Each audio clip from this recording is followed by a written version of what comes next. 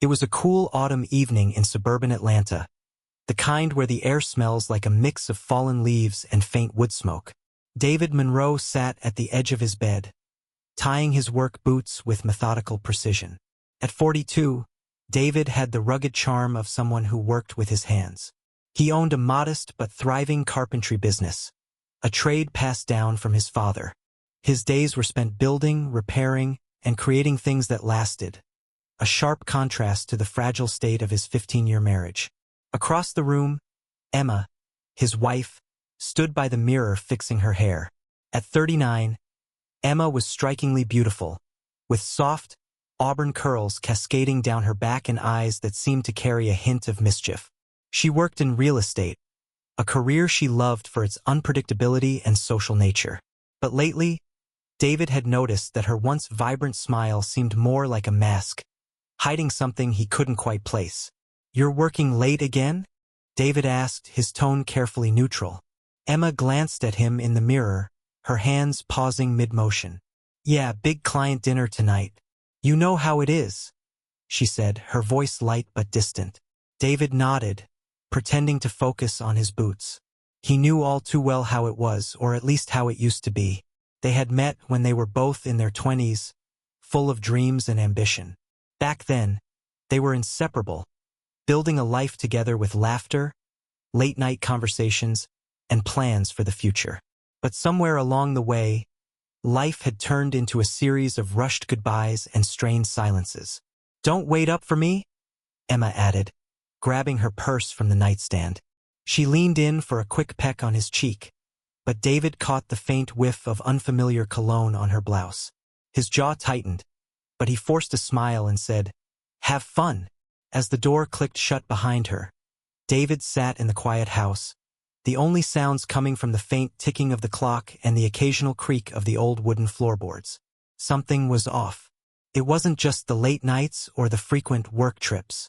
It was the way she had started guarding her phone, the half-hearted excuses, and the subtle but undeniable emotional distance that had crept into their relationship. David wasn't the jealous type. He prided himself on being rational and level-headed, but lately, he couldn't shake the gnawing feeling that something was wrong.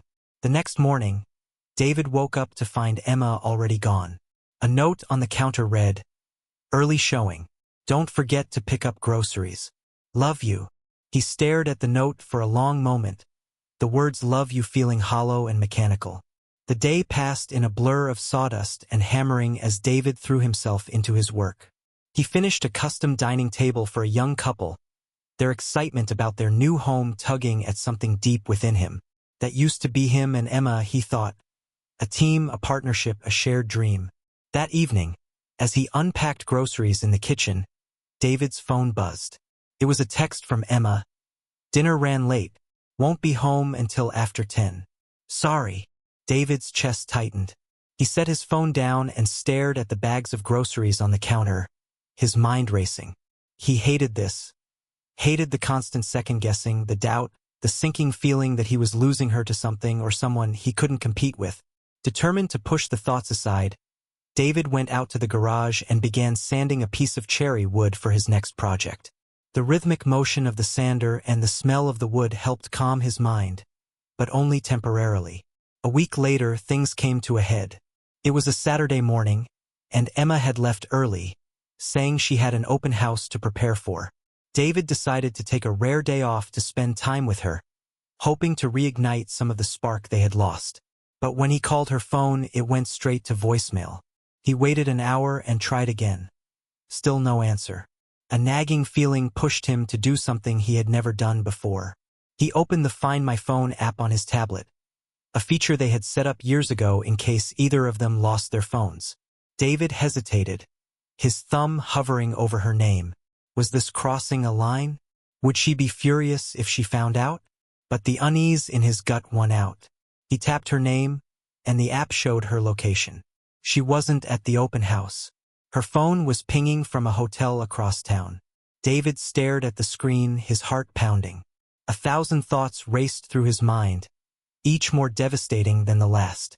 He grabbed his keys and drove to the hotel, his knuckles white on the steering wheel. When he arrived, He parked across the street and sat in his truck, staring at the hotel entrance. His breath came in shallow, ragged gasps as he waited. Part of him hoped he was wrong, that this was all some kind of misunderstanding. But then he saw her. Emma stepped out of the hotel lobby, laughing at something a man beside her had said. He was tall, sharply dressed, and exuded the kind of confidence that made David's stomach churn. The man rested a hand on the small of Emma's back as they walked toward the parking lot, their familiarity with each other unmistakable. David felt like the air had been knocked out of him. He gripped the steering wheel, his hands shaking as he watched them get into separate cars and drive off. The ride home was a blur.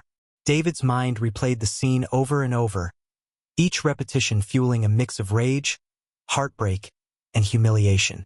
By the time he pulled into the driveway, he was exhausted, both physically and emotionally. He sat in his truck for a long time, staring at the house he and Emma had built together. It was supposed to be their sanctuary, their forever home. But now it felt like a lie. That evening, Emma returned home as if nothing had happened. She breezed through the door, kissed David on the cheek, and started talking about her day. But David couldn't hear her. His mind was already working, formulating a plan. He wasn't the type to act on impulse. If Emma was cheating, he needed proof, irrefutable, undeniable proof. David sat in his workshop that night, the hum of his tools drowned out by the roar of his thoughts. The image of Emma leaving the hotel with that man replayed in his mind like a broken record. He could almost hear their laughter, the easy familiarity between them, and it made his chest ache with a bitterness he'd never felt before. He knew he couldn't confront her yet. David wasn't one to act without a plan. He needed to be sure, to gather evidence that would leave no room for denial or manipulation.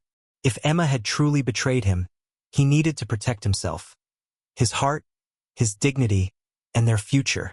The first step was hiring a private investigator.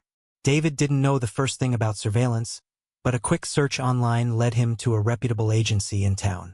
The investigator, a sharp, no-nonsense woman named Claire, assured him she could get the proof he needed. "It'll take a week, maybe 2, Claire said during their first meeting. "We'll follow her, document everything, and present you with the results. But I need to ask, are you ready for what we might find?" David hesitated. Was he ready? Could he handle knowing the full extent of Emma's betrayal? But he also knew he couldn't live with the uncertainty gnawing at him any longer. He nodded firmly. "I need to know the truth." While Claire began her investigation, David tried to carry on as usual. He went to work, took on new projects, and spent his evenings helping his daughter, Sarah, with her math homework or walking their dog, Max. But every interaction with Emma felt like a test of his patience. Her smiles seemed forced, her excuses rehearsed, and every text she sent or call she took out of earshot sent his suspicions spiraling. One evening, David decided to test the waters. As they sat on the couch, Emma scrolling through her phone and David pretending to watch TV, he casually said, "So, how's the big client? The one you've been spending all this time with?" Emma froze for a split second, but it was long enough for David to notice. She quickly recovered, her voice light and airy. "Oh, Mr. Barnes? He's a bit of a handful, honestly, but he's worth the effort. His referrals could make my entire year." David nodded, keeping his tone casual. "That's good. Just don't let him run you ragged." Emma chuckled, but it sounded hollow. "Don't worry, I can handle him." David bit back the urge to press further. If Claire was doing her job, he'd have answers soon enough. A week later, Claire called. Her voice was calm but firm. "David, we've got something. Can you meet me tomorrow morning?" David's stomach dropped, but he agreed. The next morning, he drove to Claire's office, his hands gripping the steering wheel so tightly his knuckles turned white. When he arrived, Claire handed him a folder filled with photos and a USB drive. "We've documented several meetings between your wife and this man," Claire said, pointing to a photo of the man David had seen at the hotel. "His name is Ryan Garrett. He's a client of hers, but their relationship goes far beyond professional." David's heart sank as he flipped through the photos. There they were, Emma and Ryan, meeting at a cafe, walking hand in hand through a park, and, most damning of all, kissing in the parking lot of a hotel. Claire continued, her voice gentle. I know this is hard to see, but you needed the truth. Now you have it. David nodded, his throat tight. Thank you, Claire. I appreciate everything you've done. As he left the office, David felt a mix of emotions. Rage, sadness, and a sense of grim determination. He wasn't sure what hurt more, the betrayal itself or the months of lies that had preceded it. But one thing was clear, he couldn't let this continue. He had to confront Emma, but he also had to do it on his terms. That evening, David sat in the living room, waiting for Emma to return home. When she walked through the door, she seemed surprised to see him sitting there, a folder on the coffee table in front of him. Hey, she said cautiously. What's going on? Sit down, David said, his voice calm but firm. Emma hesitated, then sat across from him, her expression guarded. David, you're scaring me. What is this about? David slid the folder across the table. This is about the truth, Emma. Something you haven't been giving me for a long time. Emma's eyes widened as she opened the folder and saw the photos. Her face drained of color, and she looked up at David, her mouth opening and closing as if she was searching for words. David, I can explain. Don't, David interrupted, his voice cold. Don't insult me by pretending there's an explanation for this. Tears filled Emma's eyes, but David felt no sympathy. How long? He demanded. How long have you been lying to me, to our family?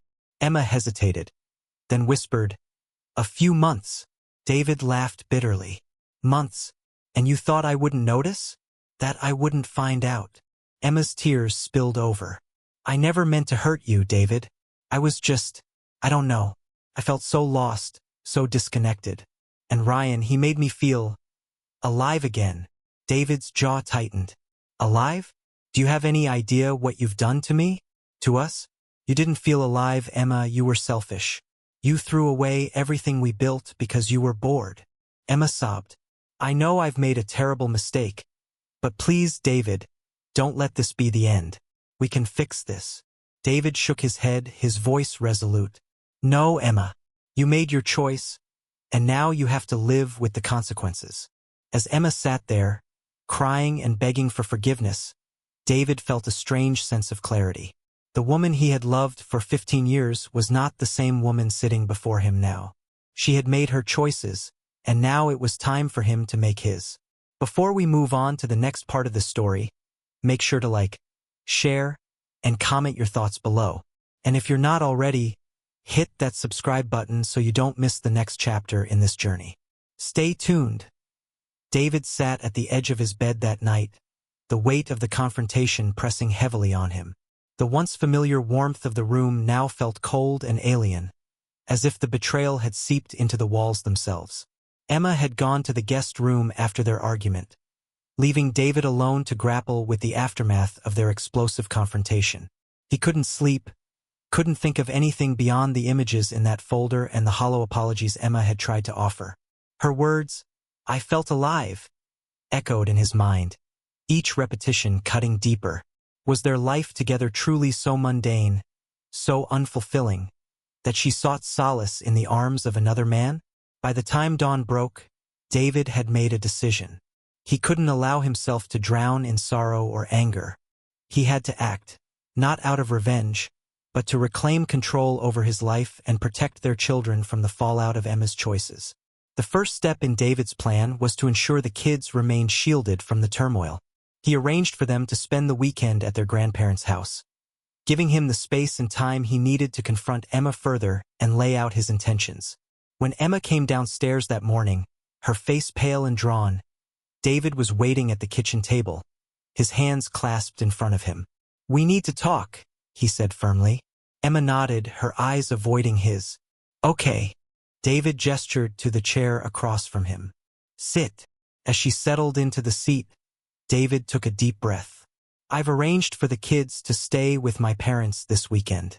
They don't need to see what's coming next. Emma's eyes widened. David, please. Don't interrupt me. David cut her off, his tone sharp. You had your chance to speak last night. Now it's my turn. Emma swallowed hard and nodded. David leaned forward, his gaze steady. You've betrayed me, Emma. You've betrayed this family.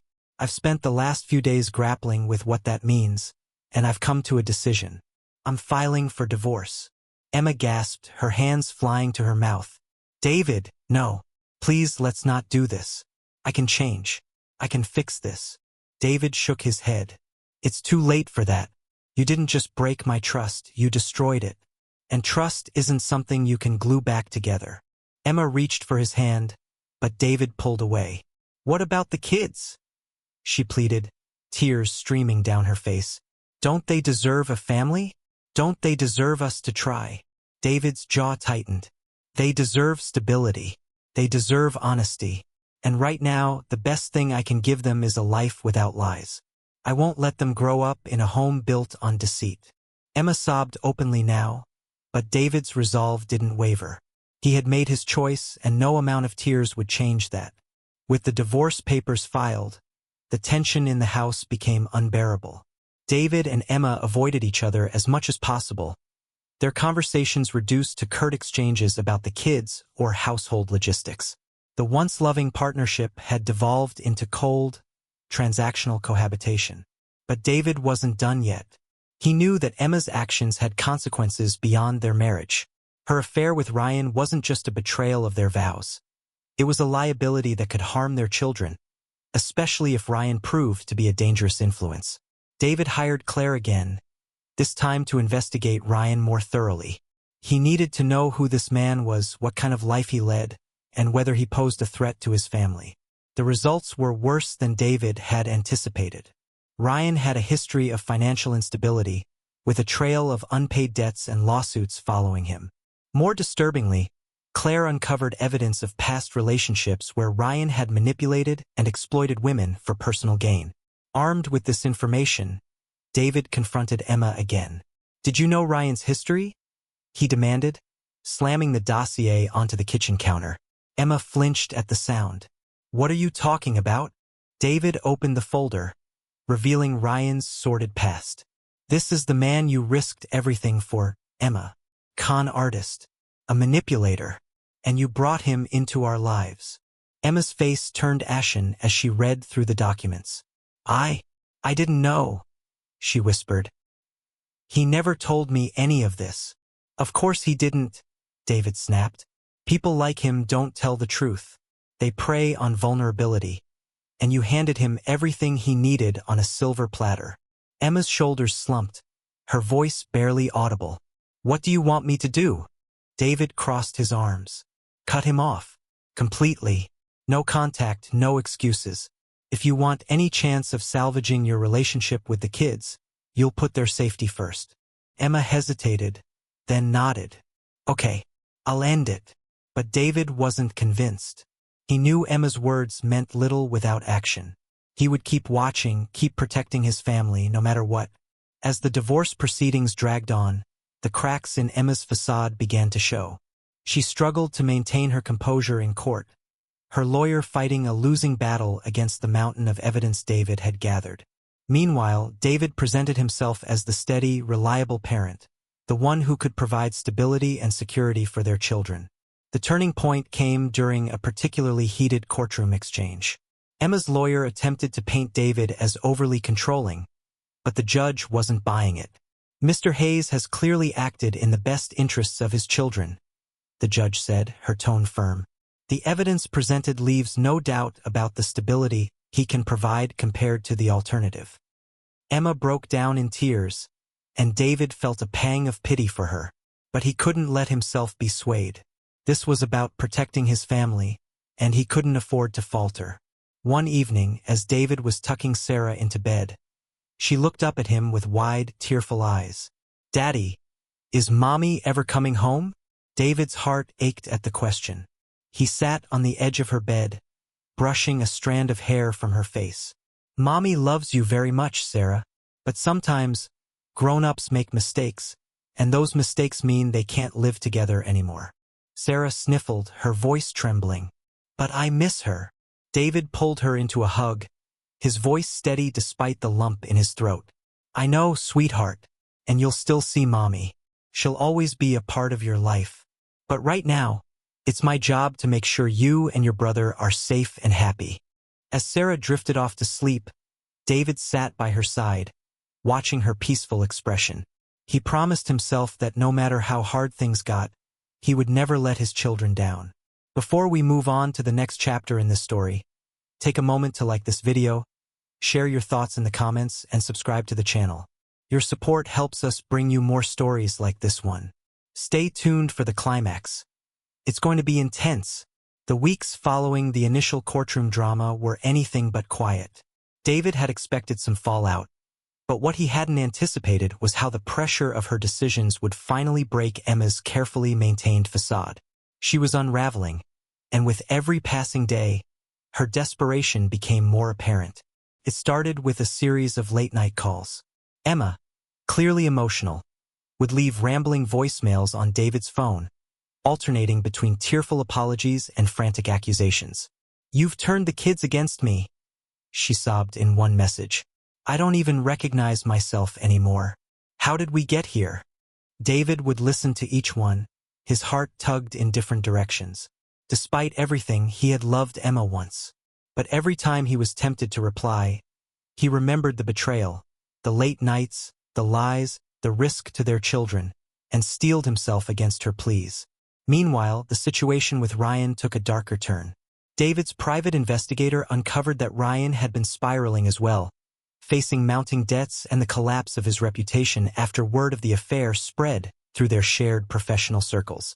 The final straw came when Ryan showed up uninvited at the family home. It was late on a rainy Thursday night, and David was just settling into the couch with a cup of tea when the pounding on the door began.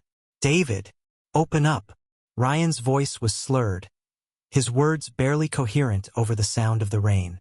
"We need to talk, man." David's jaw tightened. He stood, debating whether to confront him or call the police. But before he could decide, Ryan's voice grew louder. "You think you've won, huh? Think you can just ruin my life and walk away? You're a coward, David." That was it. David strode to the door, yanking it open with a force that sent rainwater splashing onto the entryway floor. Ryan stood there, drenched and unsteady on his feet, a mix of anger and desperation in his eyes. "What do you want?" David asked coldly, his tone enough to make even a sober man hesitate. Ryan took a step forward, but David held up a hand. "Don't. You're trespassing, and I will call the police." "You think you're better than me?" Ryan spat, his words slurring. "You're just bitter. You don't know how to make her happy, and that's why she came to me." David's composure cracked, but only slightly. He stepped forward, his voice low and dangerous. "Get off my property, Ryan. Now." For a moment, Ryan wavered, the fury in his expression dimming as if he realized just how far he'd fallen. Then, without another word, he turned and stumbled into the rain, disappearing into the darkness. David closed the door, leaning against it as the adrenaline coursed through his veins. This wasn't over, he realized. Ryan wasn't just a threat to Emma anymore, he was a threat to their entire family. The next morning, David filed for a restraining order against Ryan, citing the late-night confrontation and the investigator's findings as evidence. The judge granted it without hesitation, adding another layer of protection around David and the kids. Emma, however, wasn't taking the situation as seriously. "He's harmless," she insisted during their next co-parenting discussion. "He's just upset. This will blow over." Harmless? David couldn't believe what he was hearing. "He showed up at our house drunk, shouting threats in the middle of the night. And you still want to defend him?" Emma faltered, guilt flashing across her face. I never thought he'd take things this far." "Well, he has," David snapped. "And if you're too blind to see how dangerous he is, then I'll do whatever it takes to protect our kids from both of you." Emma's eyes filled with tears, but David refused to soften. This wasn't about her feelings anymore. It was about safeguarding his family. As the tension reached a boiling point, the divorce proceedings entered their final phase. Both sides had presented their evidence, and it was clear that David had the upper hand. But Emma wasn't ready to give up without a fight. "I'll do anything to keep the kids," she declared during one of their last meetings with the lawyers. "I'll go to therapy. I'll prove I've changed. Just don't take them away from me." David hesitated. He could see the genuine fear in Emma's eyes, but he couldn't ignore the damage she had done. "This isn't about punishing you," he said carefully. "It's about doing what's best for Sarah and Michael. And right now, that means they stay with me." Emma's lawyer leaned forward, his voice measured. "Perhaps we can negotiate a shared custody arrangement, one that gives Emma the chance to rebuild trust." But David shook his head. "Not until she proves she's stable. Full custody for now with visitation rights. Anything less is a risk I'm not willing to take." The judge ultimately sided with David, awarding him primary custody while granting Emma supervised visitation. It was a victory, but not one that felt like a triumph. The cost had been too high. The final confrontation between David and Emma came a few days later, when she arrived at the house to say goodbye to the kids before their new custody arrangement took effect. She looked smaller somehow, her confidence shattered, her once bright eyes dulled by the weight of her choices. "I know you hate me," she said quietly as they stood in the doorway, "and I don't blame you. But please, promise me you won't turn them against me." David met her gaze, his expression unreadable. "I would never do that, Emma. They're your children too, and they deserve to love both of us. But they also deserve to be protected. That's my priority now." Emma nodded, tears streaming down her face. "Thank you," she whispered before turning and walking away. As David watched her go, he felt a complex mix of emotions: anger, sadness, relief. This chapter of his life was finally coming to an end, but the scars it had left behind would take much longer to heal. Stay tuned for the final chapter of this gripping story, where we'll explore the aftermath of these life-changing events. And don't forget to like, share, comment, and subscribe to the channel for more powerful stories like this one. The stakes had never been higher. With the custody battle decided and Ryan officially out of the picture after the restraining order, David thought he could finally breathe. But life has a way of throwing curveballs, and the fallout from Emma's choices wasn't done reverberating through their lives. It began with an unexpected letter. One crisp morning, as David sipped his coffee and skimmed through emails on his tablet, Sarah shuffled into the kitchen holding an envelope. "Daddy, this came for you," she said, handing it over before climbing onto her stool at the counter. The envelope was plain, unassuming, but the handwriting on the front sent a chill down David's spine. It was from Emma. He waited until the kids were at school before opening it, his hands trembling slightly. Inside was a handwritten note, the kind of raw, unpolished apology that only someone at their breaking point could write. "David, I know I don't deserve your forgiveness, but I need to say this. I've been in therapy since the custody ruling, trying to understand why I made the choices I did. I realize now how deeply I hurt you and the kids, and it's something I'll regret for the rest of my life. I'm writing this because I'm afraid that I'm losing everything, afraid I'll never get the chance to be the mother Sarah and Michael deserve. I don't expect you to take me back, and I don't blame you for hating me. But please don't let my mistakes define how our children see me. They're the only good thing I've ever done, and I can't bear the thought of losing them entirely. Emma." David folded the letter, his chest heavy with conflicting emotions. He wasn't sure what Emma's intentions were, but the desperation in her words was clear. He tucked the letter away in his desk drawer and resolved not to let it cloud his judgment. The wounds she'd left were still fresh, and trust wasn't something he could rebuild overnight. Meanwhile, Emma's therapy sessions began yielding results. Not for her personal growth, but as evidence she could present to regain more access to the children. Her lawyer filed a motion requesting unsupervised visitation, claiming Emma was making significant progress in addressing her issues. David was livid. "Progress doesn't erase what she did," he told his lawyer during a heated meeting. "It doesn't make the kids safe with her." His lawyer, a composed and pragmatic woman named Carla, nodded. "I understand your frustration, David, but the courts are often sympathetic to parents who demonstrate a commitment to change. If Emma's therapist testifies on her behalf, it could sway the judge." David clenched his fists. Then we'll fight it, whatever it takes. As the court date loomed, tensions between David and Emma escalated. During a routine visitation exchange, Emma tried to talk to him about the motion. "David, I know you don't trust me, but I'm doing this for them," she said, gesturing toward Sarah and Michael as they buckled into her car. David's jaw tightened. "For them? You don't get to use them as an excuse to clean up your mess. You had years to prioritize them, Emma, and you didn't."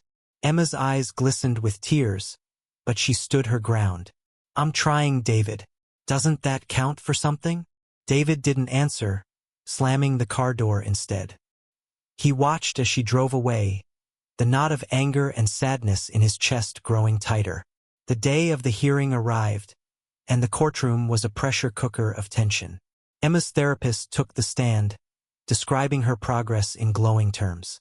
"She's been consistent with her sessions, open about her mistakes, and deeply committed to understanding her behavior," the therapist said. "I believe she's genuinely changed." David's lawyer countered with evidence of Emma's past negligence, including an incident where she'd forgotten to pick up Michael from school because she was preoccupied with Ryan. The judge listened carefully, weighing both sides before delivering a measured verdict. "I'm granting the request for unsupervised visitation, but on a probationary basis," the judge said. "Any further incidents of neglect or poor judgment will result in an immediate reevaluation of custody." David felt his stomach drop. It wasn't the outcome he wanted, but it was better than Emma gaining full custody. As they left the courtroom, Emma approached him, her expression tentative. "Thank you for not fighting harder," she said softly. David glared at her. "Don't mistake restraint for forgiveness, Emma. This isn't about you, it's about the kids. Don't screw this up." As Emma began her unsupervised visits, David found himself on edge, constantly checking his phone for updates. He hated the lack of control, the thought of his children being out of his immediate protection. But to his surprise, the visits went smoothly, at least at first. Sarah came home after one weekend with Emma chattering happily about a picnic they'd had at the park. "Mom even helped me practice my cartwheels," she said, her face alight with excitement. David forced a smile, trying to ignore the pang of jealousy he felt. He wanted his kids to be happy, even if it meant sharing those moments with Emma. But the doubt lingered. How long could she keep up the act? The answer came sooner than expected. During one of her visits, Emma took the kids to a friend's house, someone David had never heard of. When Sarah mentioned the visit in passing, David's protective instincts kicked into overdrive. "Who's this friend?" he asked, trying to keep his tone casual. "I don't know," Sarah said, frowning. "Mom just said we were going to hang out there for a while." David's blood boiled. He confronted Emma during the next exchange, his voice low but furious. "You took them to a stranger's house without telling me? After everything?" Emma looked taken aback. "It wasn't a stranger. It was a friend from therapy. Someone I trust." "Someone I don't know," David snapped. "You don't get to make those decisions without consulting me." Emma's face fell. "I didn't mean to upset you. I was trying to, I don't know, show them I'm building a better life." "Well, you're showing me that your judgment is still questionable," David shot back. "This is exactly why I fought for custody." That incident was a turning point. David filed a motion to reinstate supervised visitation, citing Emma's continued poor judgment.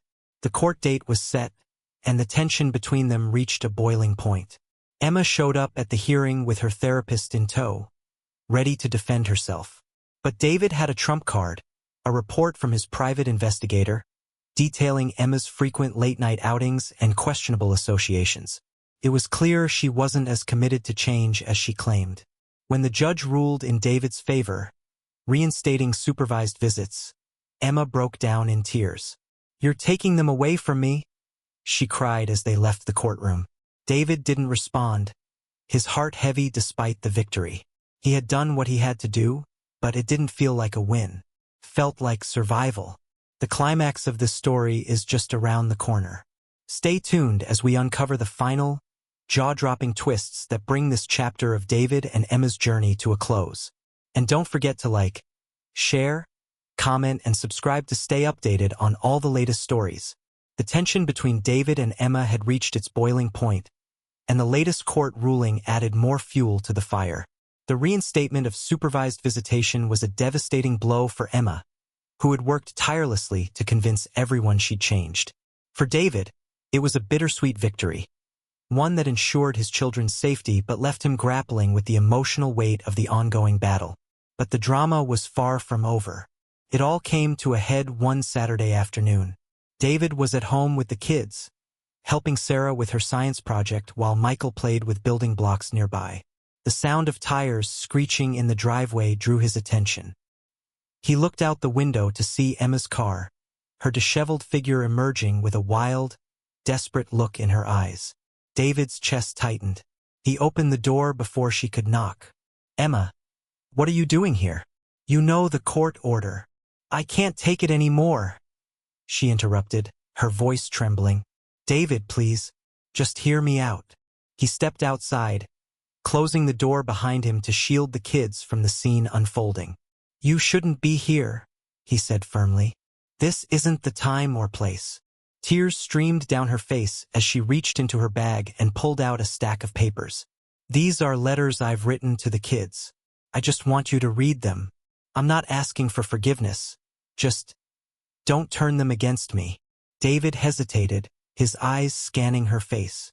She looked broken, a shadow of the confident woman he once knew. Reluctantly, he took the papers. "I'll read them, but you need to leave, Emma. This isn't fair to the kids."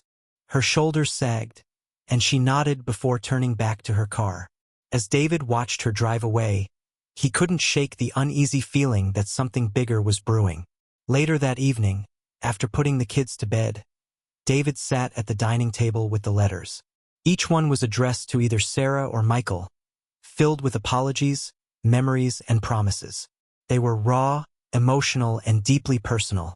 In one letter to Sarah, Emma wrote, "You're my bright star, my little explorer.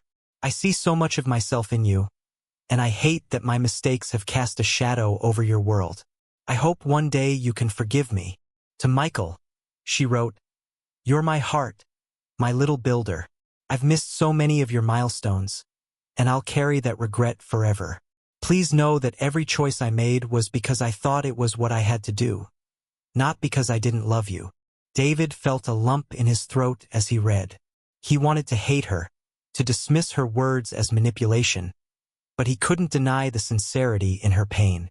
He tucked the letters away, unsure of what to do with them. As the days passed, Emma's actions became more erratic. She missed one of her scheduled supervised visits, claiming she was sick. Then she sent a string of frantic text messages to David, begging for more time with the kids. "I need them, David." One text read, "They're all I have left." David didn't respond. He forwarded the messages to his lawyer instead, concerned that Emma's behavior was becoming increasingly unstable. The turning point came during another visitation session. Emma arrived late, visibly distraught. The court-appointed supervisor, a stern woman named Karen, immediately took notice. "Are you okay, Ms. Walker?" Karen asked, her tone professional but laced with concern. Emma waved her off. "I'm fine. Let's just get started."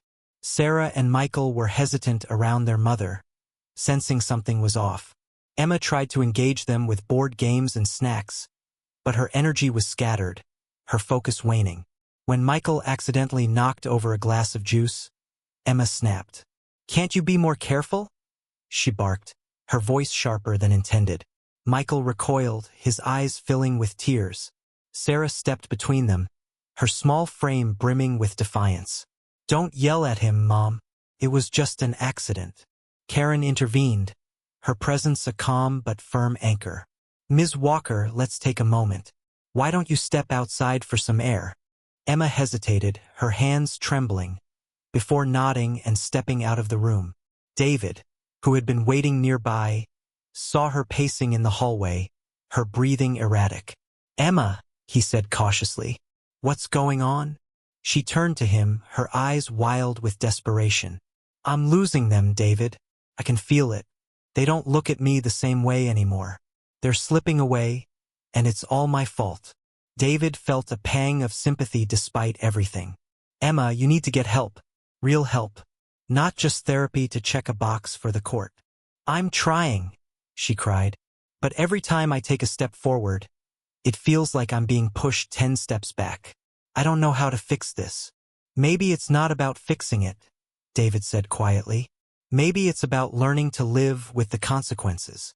Emma stared at him, her face crumbling. Before he could say more, Karen appeared, her expression stern. Mr. Walker, we need to wrap up this session.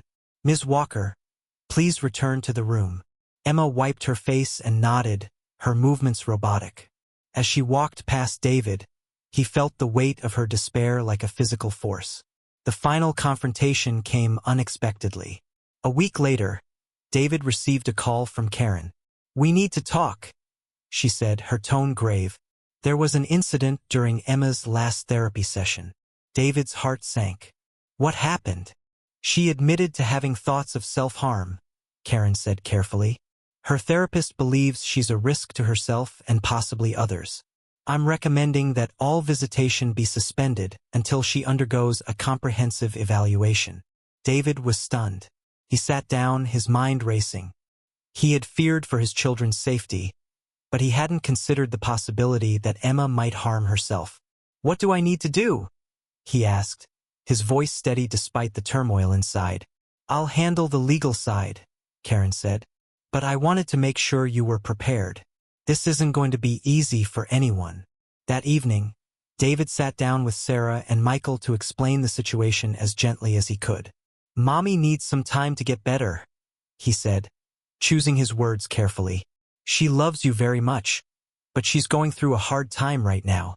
Will we see her again? Sarah asked, her voice small. David hesitated.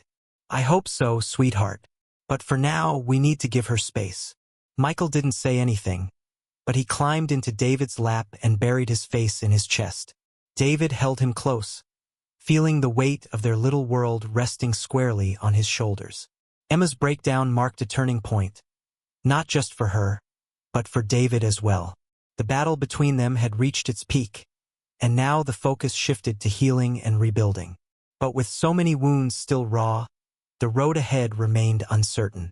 The story's conclusion is just around the corner, where we'll see how this fractured family begins to piece itself back together, or whether some scars are too deep to heal.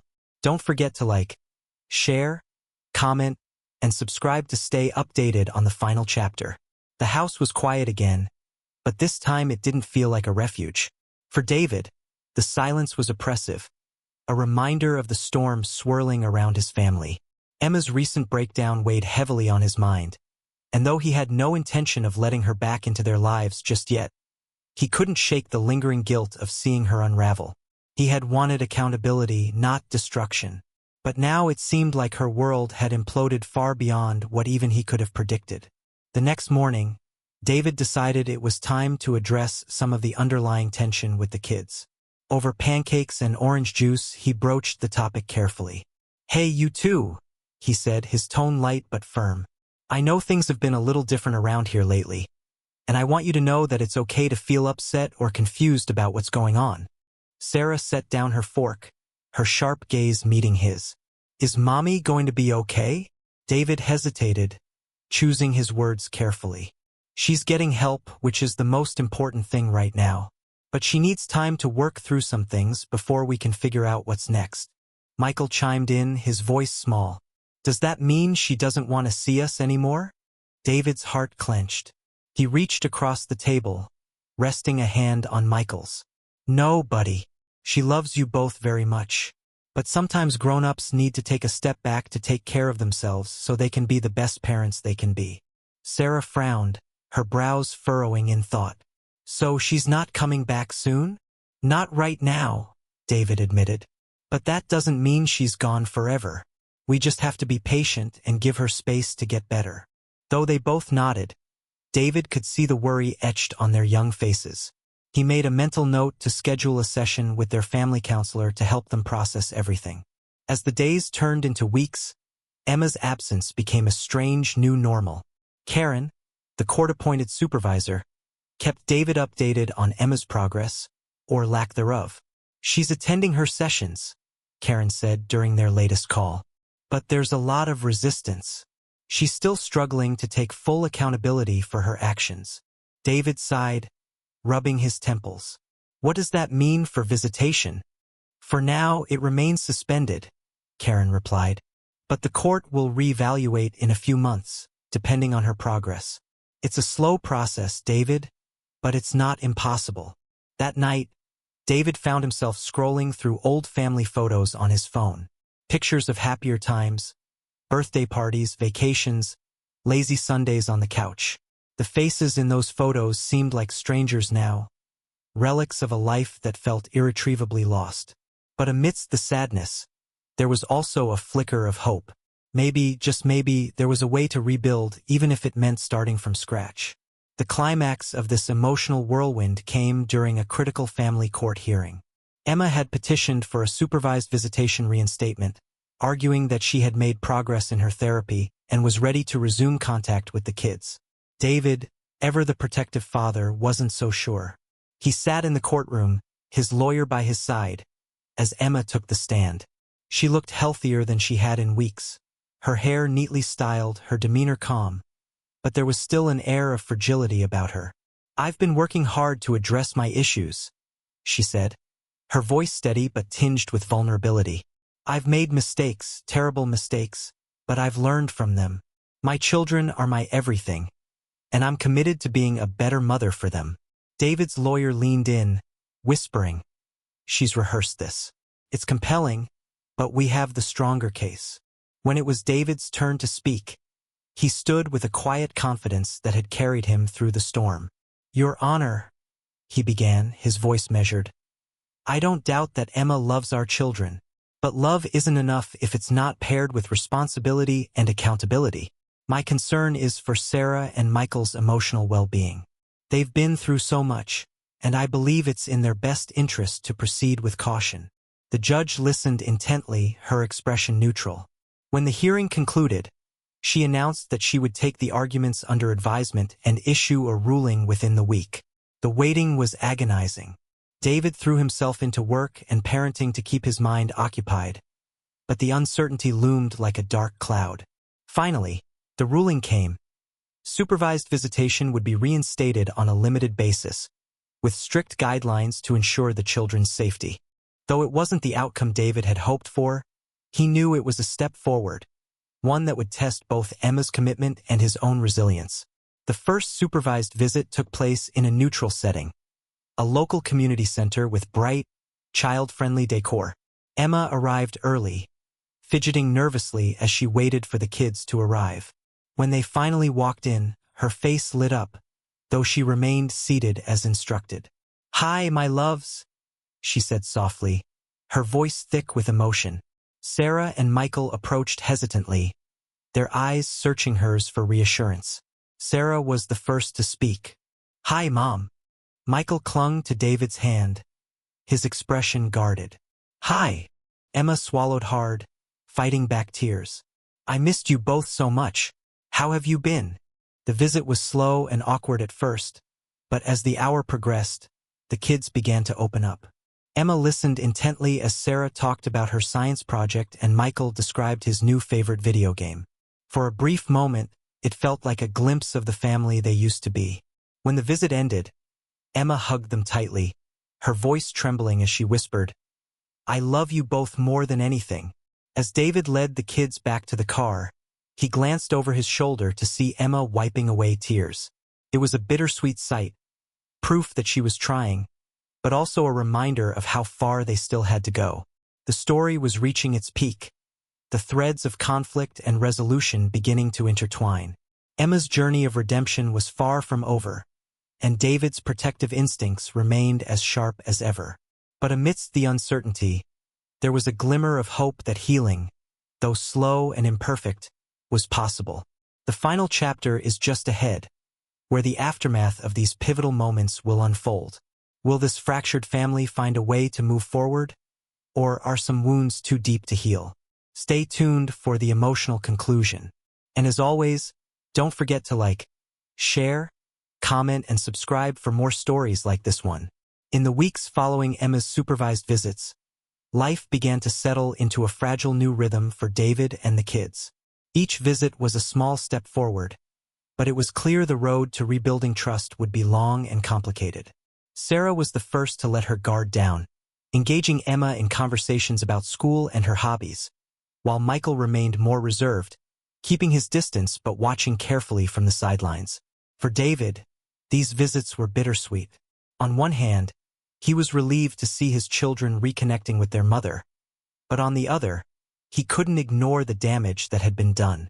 The betrayal lingered, a shadow over every interaction. Still, he knew this process wasn't just for the kids, it was a test for Emma as well. Emma, for her part, showed genuine effort. She attended her therapy sessions diligently, worked with her counselor on strategies for accountability, and even began volunteering at a local shelter to rebuild a sense of purpose. Karen, the court-appointed supervisor, provided periodic updates on Emma's progress. "She's making strides," Karen told David during a phone call. "But it's slow. She's still grappling with the full weight of her actions. That's not something anyone overcomes overnight." David appreciated the honesty. He wasn't looking for a quick fix, but he also knew the kids deserved stability and clarity. He decided to focus on what he could control, ensuring his home remained a safe, loving space for Sarah and Michael. The final turning point came during a family mediation session arranged by the court. It was the first time David and Emma sat across from each other to discuss their co-parenting arrangement. The air between them was thick with tension, but there was also a shared understanding that this meeting wasn't about them. It was about the kids. The mediator started with a simple question. "What are your goals for Sarah and Michael moving forward?" David spoke first, his voice steady. "I want them to feel safe and loved. I want them to know they can rely on both of us, even if we're not together anymore." Emma nodded, her eyes downcast. "I agree. I know I've made mistakes, and I don't expect forgiveness, but I want to be there for them. I want to earn back their trust, and yours if that's even possible." The mediator guided them through the discussion, addressing everything from visitation schedules to holiday arrangements. By the end of the session, they had reached a tentative agreement. Emma would have supervised visits for the next 6 months, after which the court would reevaluate her progress. It wasn't perfect, but it was a start. Over time, small victories began to emerge. Michael, who had been so hesitant to engage with his mother, finally opened up during a visit to the community center. He showed Emma a drawing he had been working on, a colorful depiction of their family before everything fell apart. "It's beautiful, Michael," Emma said, her voice thick with emotion. "You have such a talent. Do you like the colors?" Michael asked cautiously. "I love them," Emma replied, smiling through her tears. "They remind me of how bright our family used to feel. I hope we can bring that brightness back someday." That moment marked a turning point for Michael. He started to trust Emma again, bit by bit, though he still leaned on David for reassurance. As for David, he found himself reflecting on his own journey. The betrayal had shattered his world, but it had also taught him resilience and self-reliance.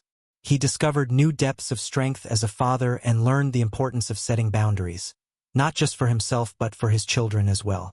He even began to explore the idea of moving on romantically. A chance encounter at a parent-teacher meeting introduced him to Clara, a warm and intelligent single mother who shared his love for art and literature. Their conversations were easy and genuine, a stark contrast to the strained dynamic he had endured with Emma in the later years of their marriage. Still, David was cautious. He prioritized his children above all else and made sure to move at a pace that felt comfortable for everyone involved. When he finally introduced Clara to Sarah and Michael, their response was overwhelmingly positive. Sarah, ever the curious one, peppered Clara with questions about her favorite books, while Michael shyly showed her his latest drawing. "You've got a couple of amazing kids here," Clara told David after dinner one evening. "You're doing a great job with them." Her words were a balm to his soul, a reminder that despite the chaos and heartache, he was doing something right. Meanwhile, Emma continued her journey of redemption. She worked tirelessly to rebuild her life, taking on a part-time job and deepening her involvement in volunteer work. Though the relationship between her and David remained strained, they found a way to communicate respectfully for the sake of their children. During one particularly emotional conversation, Emma thanked David for allowing her the chance to reconnect with Sarah and Michael. "I know I don't deserve your kindness," she said, her voice trembling, "but I'll never stop trying to make things right. For them, and for you." David nodded, his expression neutral. "It's not about kindness, Emma. It's about doing what's best for the kids. They deserve the best versions of both of us." The final supervised visit took place on a sunny afternoon at a local park. Sarah and Michael played on the swings while Emma watched from a bench, a bittersweet smile on her face. David stood nearby, arms crossed, his watchful gaze fixed on the scene before him. As the kids ran back to them, breathless and laughing, Emma turned to David. "Thank you," she said quietly, "for everything." David met her gaze, his own expression softening. "It's not about us anymore. It's about them." Emma nodded, her eyes glistening. "I'll keep working, I promise." As they said their goodbyes, David felt a sense of closure he hadn't expected.